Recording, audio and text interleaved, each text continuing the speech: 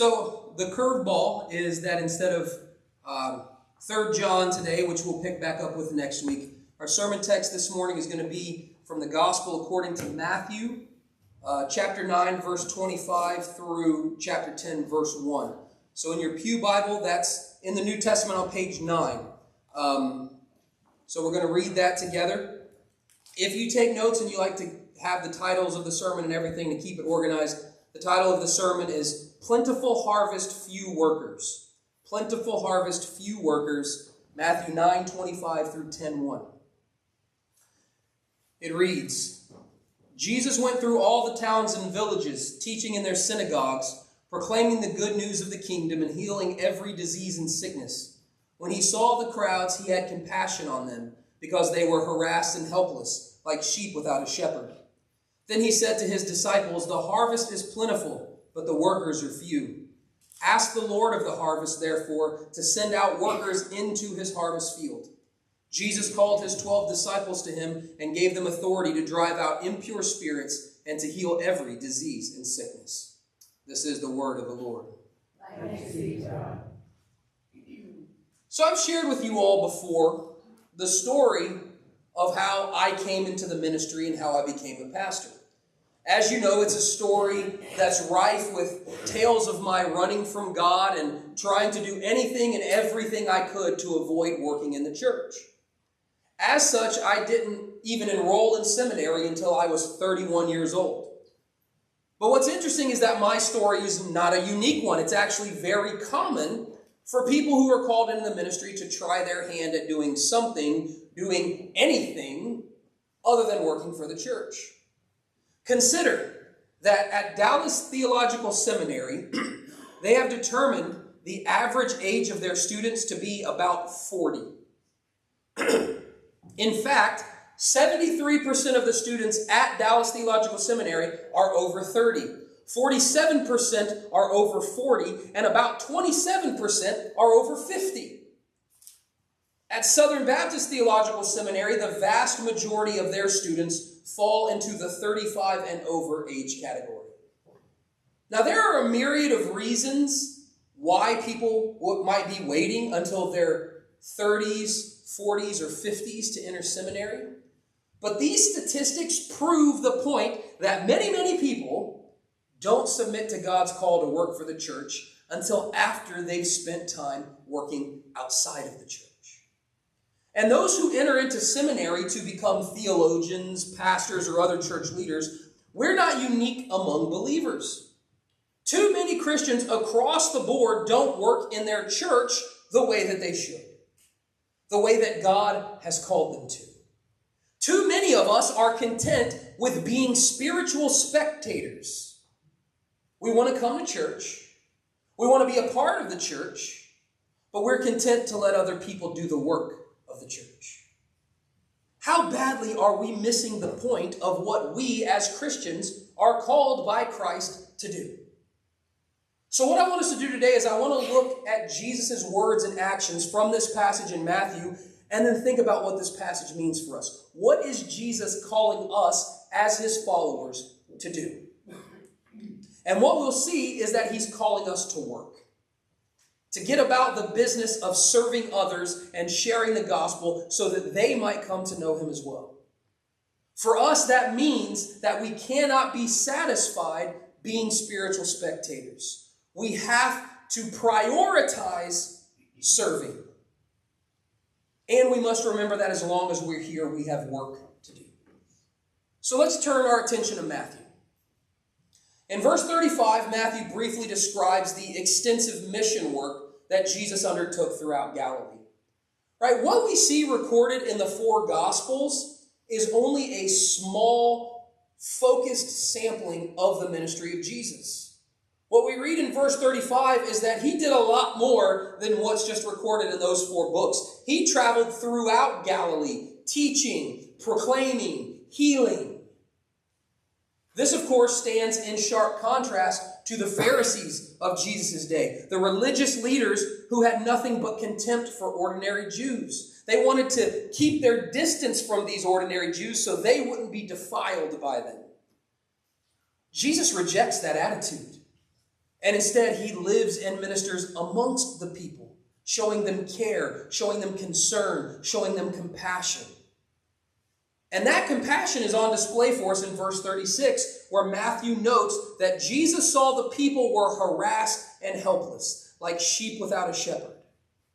Throughout the gospel, we see that Jesus' ministry is defined by taking care of people's physical needs, from healing to feeding to exorcising demons. But here in Matthew 9:36, that concern seems to go deeper than merely physical needs. The adjectives used here, harassed and dejected, they could be describing physical feelings of exhaustion or of being oppressed. But the reference to sheep without a shepherd that follows helps make it clear to us that Matthew is referring to people who are in spiritual turmoil. In the Old Testament, this sheep-shepherd metaphor is frequently used for the relationship between God and his people. But it's also used with regard to the people's true need for leadership under God. So what Matthew is saying here is that the people were desperate for direction. They were desperate for true godly leadership. And so Jesus sees this need and he has compassion on them. Now, the English transliteration "had compassion" in this verse doesn't quite do justice to the emotional weight of the original Greek. The Greek word that Matthew uses here relays compassion, pity, sympathy, empathy, concern, all rolled into one. Further, as commentator R.T. France notes, he says, quote, "Another feature of this verb appears through a comparison with its other uses in Matthew. In each case, there is not only sympathy with a person's need, but also a practical response which meets that need. Emotion results in caring and effective action. In this case, the action of sending out his disciples among the people. It is a verb which describes the Jesus of the gospel stories in a nutshell." End quote. So that word, "he has compassion," means he saw them, he cared for them, he had sympathy, he was concerned about them, and so he responds. He does something about it. And in verses 37, 38, we see how Jesus responds to the need that he's perceived amongst the people. He tells his disciples that the harvest is plentiful, meaning there are many people out there who are ready to be brought into the fold of Jesus for their own good. They're ready to hear the good news of the gospel. They're ready to accept Jesus as their Lord and finally get the direction and the leadership that they've been lacking. The harvest is plentiful. The problem, though, there are too few workers to get about the business of reaping that harvest. Jesus is saying that there must be people who are willing to do the work necessary to bring people into the kingdom, the work of serving, the work of sharing the gospel. So Jesus commands his disciples to pray and to ask that there will be workers who will go out and reap the harvest. Finally, in chapter 10, verse 1, we see Jesus call together his 12 specific disciples. Remember, Jesus had a lot of disciples. A disciple is just someone who follows a teacher, a rabbi in the Jewish culture. So Jesus had dozens, maybe hundreds of disciples. But these 12 are his closest disciples. They are his inner circle. They are the ones that he handpicked. So he calls them together. And he tells them to get about the work of reaping the harvest. He commissions them to get about the work of reaping the harvest. He gives them authority to drive out demons, to heal every disease and sickness. And why does he do this? He does it for the same reason that he heals and exorcises demons. He does it to serve others by showing them care and compassion, proving that he is the Messiah so that they might accept the good news and be saved. At the end of chapter 9, Jesus is heard lamenting the fact that the workers are few. And in 10:1, he begins the process of addressing that problem by equipping and sending out the 12. Preacher and theologian R.C. Sproul sums up this section of Scripture nicely when he writes, quote, "The message is simple. The kingdom of God needs men and women who will help to bring in the harvest. Preachers, teachers, missionaries, and ordinary believers. All of us are called to participate in the harvest in one way or another. We cannot simply appoint ministers to do this job. They need a galvanized and equipped laity to assist them, end quote. So that's the thought I want us to pick up on. How does the laity, which is regular Christians who aren't ordained as professional ministers, how do you all as laity start to get about doing the work of reaping the harvest? We can assume that Jesus' declaration of the need for workers doesn't end with his 12 disciples, right? It's not like Jesus said, oh, there's not enough workers. All right, you 12 go do it, and that's enough. I only need 12. It's an ongoing need that continues down through the generations as new workers are needed to tell new people about Jesus in each and every generation. So if we as Christians, if you as Christians are the workers that Jesus is talking about in this passage, how do you go about the work of reaping the harvest for Christ? Well, first, I think in order to be a worker for Christ, Christians must not be satisfied with being spiritual spectators. Too many Christians are satisfied with showing up to church on Sunday, singing a couple of hymns, listening to the preacher while trying so hard not to fall asleep. I see you, I know who you are. But they're content with that. These Christians don't care to devote any more time or energy to their faith.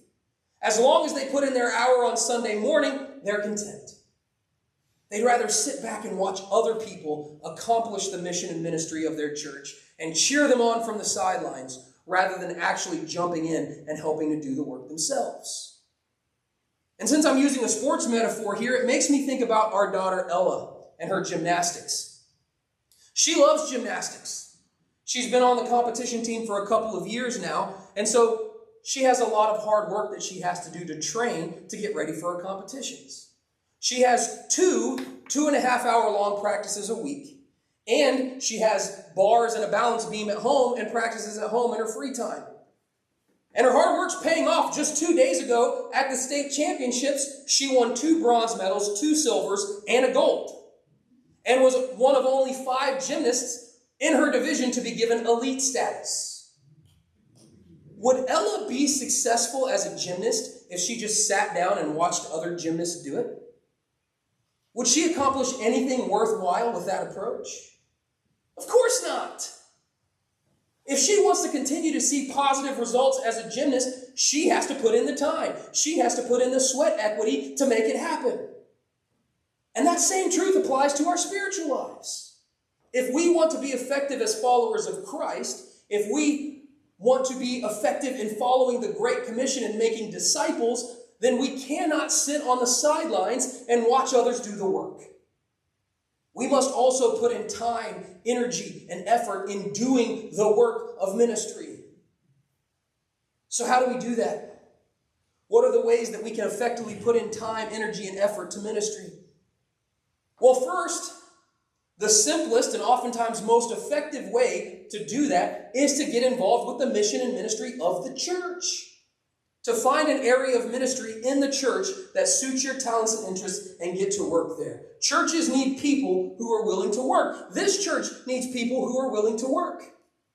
We have all sorts of ministries you can get involved in. There's buildings and grounds, there's personnel, there's worship, there's Christian education, there's finance, stewardship. There's all these ways that you can pitch in and get about the work of the church. We have these ministries in place. You don't have to figure out what you need to do. You don't have to create a ministry from the ground up. You don't have to do anything other than plug into the ministries that already exist and get to work. The structure for effective ministry exists within the church. The church has built it. We just need people to participate in it. Nobody's trying to reinvent the wheel. Nobody has to reinvent the wheel. You just got to find a passion that you have. You got to find what you're good at, what interests you about the mission and ministry of the church, and plug into it and get to work. Whatever that may be. I don't care what it is. One thing that interests you, one thing that you're good at, and use it for the good of the church to advance the mission and ministry of what we are trying to accomplish. So that's the first way. That's the simplest way. Just get involved. Just volunteer. We need volunteers. Tony needs volunteers. Hop on the tractor and mow the lawn. Anything for the good of the church. Second, we can effectively put in time, energy, and effort by taking every opportunity we get to talk to people about Jesus and what it means to place their faith in him. God provides us with all sorts of opportunities in our lives to talk about Jesus. And too many of us let those opportunities pass by because we're uncomfortable. It's awkward. Somebody might get angry. We don't know what to say. But we need to take every opportunity that we get to tell people about Jesus. We should want to tell people about Jesus. We shouldn't be able to contain ourselves to tell people about Jesus and the amazing work that he's accomplished. We were talking this morning in Sunday school about Revelation and how there's two choices. You either go to the white throne of judgment where you're judged and punished, or you get to go to the judgment seat of Christ where you're given rewards for living for him. Those are your two choices. So we should be chomping at the bit to tell people, you want to be on this side. You want to be with Jesus. We shouldn't be able to contain it. Jesus paid the penalty for you. Jesus died for you. Jesus loves you. There is hope for the hopeless. There is light in the darkness. There's peace in this broken world, and it's in Jesus Christ. We should be taking every single opportunity that we are presented with to tell people about who Jesus is and what he's done for them and what they have in him. That's a great way to work for God that doesn't require a whole stinking lot of physical effort. Just talk to people. We all talk to dozens of people pretty much every day. Tell them about Jesus. Anybody can do that. Whether you're 6 years old or 46 years old or 86 years old, you can tell people about Jesus. What he's done for you, what he wants to do for them.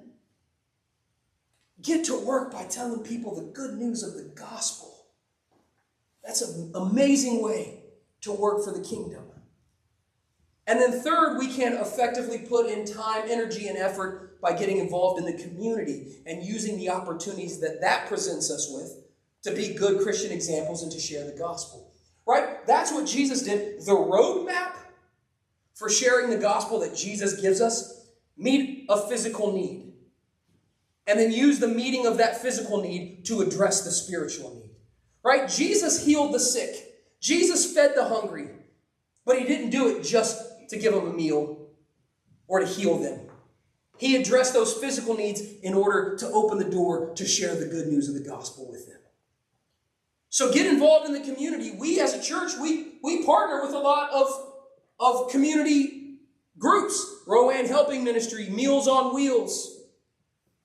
Volunteer with one of them, get involved with one of them, and use the opportunities that you're presented with in those organizations to share Jesus, to share the gospel, to show people what it means to be a Christian.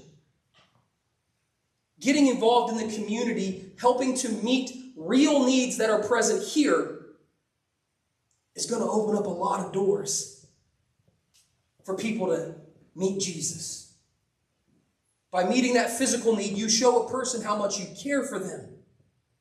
And that opens a door for you to share Jesus and show them, hey, I care about you so much. I don't just care about your physical life. I care about your spiritual life. I care about your spiritual well-being. So get involved in the community. Get involved in helping people and use those opportunities to share the light of Jesus Christ. Second, in order to be a worker for Christ, we Christians must prioritize taking the time to serve. And this goes hand in hand with the previous point, right? If we are going to put in the time, energy, and effort to not be spiritual spectators, we're going to have to make serving a priority in our lives. We live in a culture that thrives on sensory overload, right? There's always something to do, somewhere to go, something to see. It's so easy to get distracted by everything around us and forget what's truly important.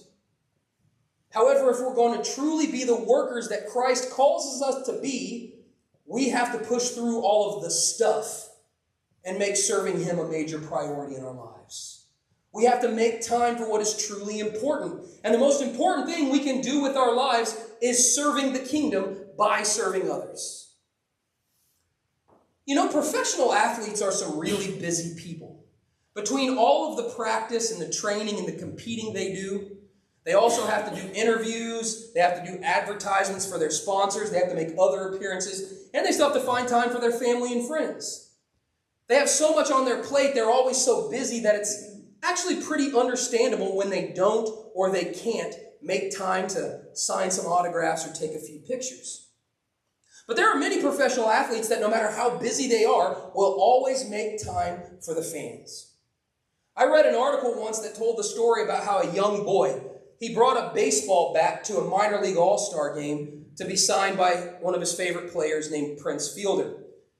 But they actually bumped into Fielder at the hotel elevator. But when they bumped into him, the boy didn't have his bat with him.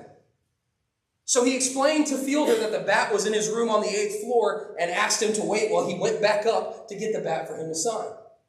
And Fielder did wait for the boy for almost 10 minutes. And then he signed the bat with a smile.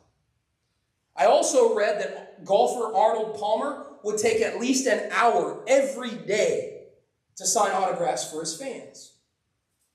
Now, I don't know if Fielder is or Palmer was a Christian, but I do know that them taking the time for their fans is a good secular example of what I'm talking about. They both made their fans a priority. And so they were willing to take the time, no matter what else was going on, to sign those autographs. And if they are willing to do that for their fans, shouldn't we, as followers of Jesus Christ, be willing to take the time to serve him and his kingdom, no matter what else we have going on in our lives? I submit to you that the answer is yes, we should be doing that. So in order to do that, we have to make serving as Christ has called us to serve the top priority in our lives, over and above everything else. I know we all have a lot going on, right? We have church, we have work, we may have school, we have social organizations that we're a part of, we have friends, we have family, we have all these things, sports that take up our time. But none of that should supersede our devotion to Christ. We can take time in our lives to go have lunch with a friend on Tuesday. We can make time in our lives to watch the Alabama football game on Saturday or the Panthers football game on Sunday. So why can't we take time in our lives to serve more than anything else? Jesus says that the harvest is plentiful, but the workers are few. So we need to be the ones to go to work to reap that harvest. Jesus didn't command in the Great Commission. He didn't say, go and make disciples unless you have better plans. He said, go and make disciples among all nations. It's not the great suggestion. It's the Great Commission. He's telling us to do it. That should supersede everything else that we have. And I'm not saying not to take time to watch sports or be with your family or have lunch with friends. That's not what I'm saying. Those things are important. And there's time for them. Jesus commands us to rest. So I'm not saying you have to work till you're blue in the face all day, every day. Take time to rest. Take time to enjoy life.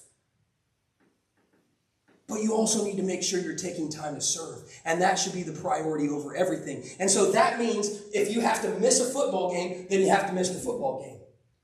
If that means that you have to cancel lunch with a friend, you have to cancel lunch with that friend.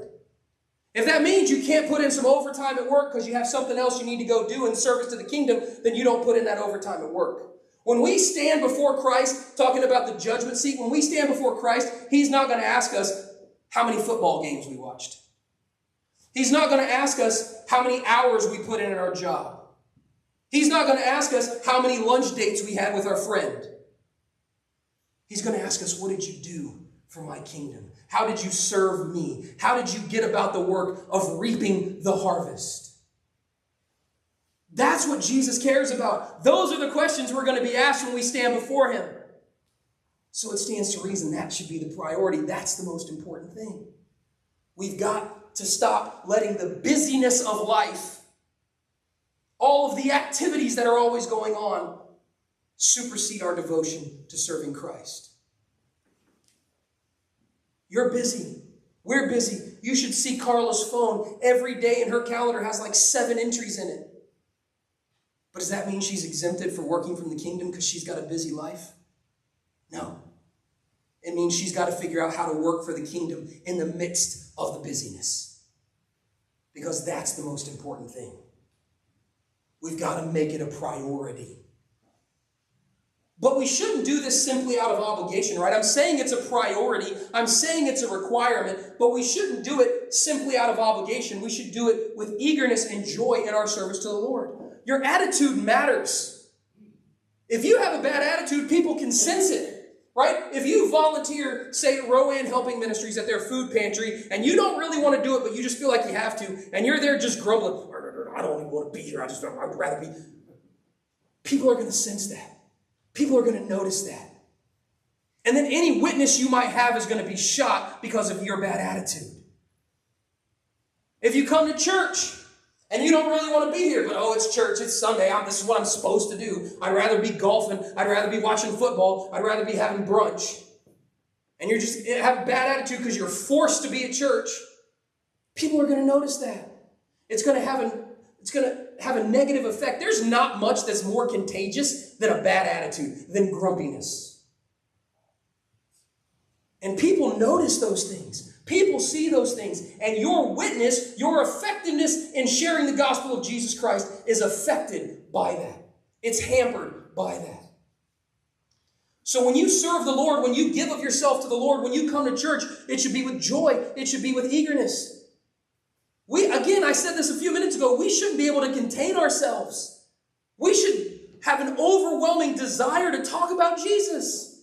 We can talk about the weather, we can talk about sports, we can talk about politics, we can talk about all these things. We should be longing to talk about Jesus more than that. Jesus is the greatest thing that's ever happened in the history of the universe. You know about him. You know what he's accomplished. He has saved your soul. You should be ready to tell everybody. Guess what Jesus did for me? I was lost, but now I'm found. I was blind, but now I see. We just sang it.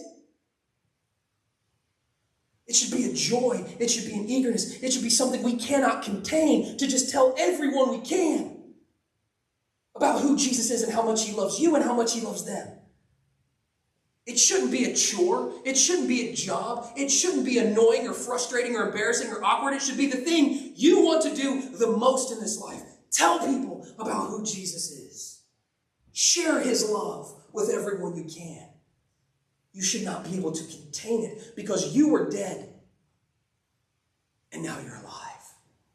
You were lost and now you're found. You were blind, but now you see. You were trapped in darkness, but now you're in the light. You were alone and desperate and falling into pitch blackness, and now you are a child of God. And since all of those things are true, you should want to tell everybody. When you have good news, don't you want to tell people? If you get a promotion at work, don't you want to tell people? If you have a new grandchild or great-grandchild born, don't you want to tell people? Good news is meant to be shared. You should be chomping at the bit to tell people about Jesus just as much or more so than any other good news that happens in your life. It is the best news that has ever existed. It should be a joy and an exciting thing to be able to share it. And then finally, in order to be a worker for Christ, we must remember that as long as we're here, we have work to do. Serving Christ in his kingdom is both the privilege and the responsibility of all Christians.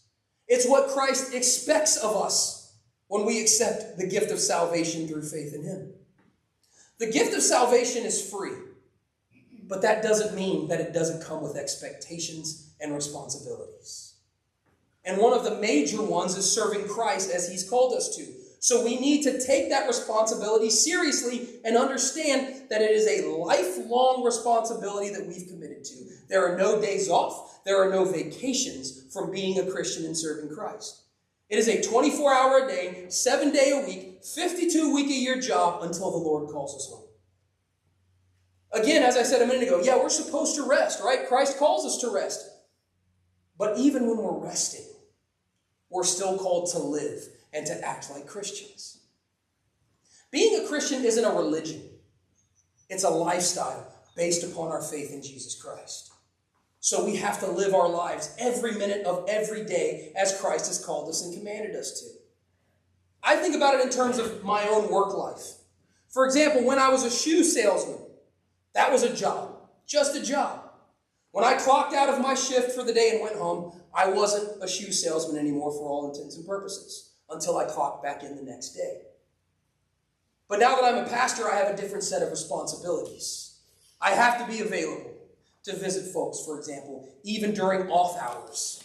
I have to be available to talk with people and offer advice and counsel whenever they need it. I have to be a positive reflection of both our church and the kingdom when I'm out in public. I don't get to clock out from being a pastor. Basically, selling shoes was a job, but being a pastor is a lifestyle. Selling shoes was what I did. Being a pastor is who I am. And we Christians would do well to treat our faith as a lifestyle rather than as a job. We don't get to clock out. We don't get to retire. We must be willing to work in season and out of season. As long as God has you on this earth, He has something for you to do. There is a reason you are here. There is work to be done. Because when you've finished your work, when you're done with what God has for you to do in this world, He'll call you home. That's your retirement package. Eternity in God's kingdom. While you're here, there's work to do. Again, I don't care if you're 6, 46, 86. If you're here, there's work for you to do. And I know we got a lot of retired folks here. And I know you guys have put in a lot of work. And I know there's a lot of things you feel like you can't do. And you're tired and you've put in your time. God still has you here. There's still more work for you to do because you're here. And the great news about it is, though, is that God has you here. He has work for you to do. And since He does, He'll equip you. He'll give you the energy. He'll give you the knowledge. He'll give you the ability to accomplish what He has for you to accomplish. He's not just going to say, you're here, get to work, good luck, hope you figure it out. He's going to say, you're here, get to work, let me give you what you need to do it well. We all have work to do. We are all here for a reason. We are all called to live for Christ day in and day out, even in our off days. Right? I'm a pastor. Thankfully, I still get off days. But when I'm off, I'm still a Christian. I'm still a pastor. I still have to live my life as someone who's called to be a leader in the kingdom. You still have to live as someone who is a child of God, whether you're in church or at a baseball game. Whether you're attending a Bible study or a party with friends, you're called to be a Christian, to live as a Christian, to share the good news of the gospel. We are created to work. God created us to work. When He created Adam and Eve, He created Adam to tend the garden. We're created to work. And as long as we're here, we have work to do. And we need to remember that. We need to remember it doesn't matter where we are in our life, what age we are, what else we have going on. God calls us to work. And so we need to discern what we are called to do, and then we need to get about doing it. Because complacency has become an increasing problem in the church today. Too many Christians are content with being spectators and consumers. We Christians have turned our faith into something that is self-fulfilling and selfish rather than a faith that's concerned about others and about how we can serve God in the world. We don't want to serve.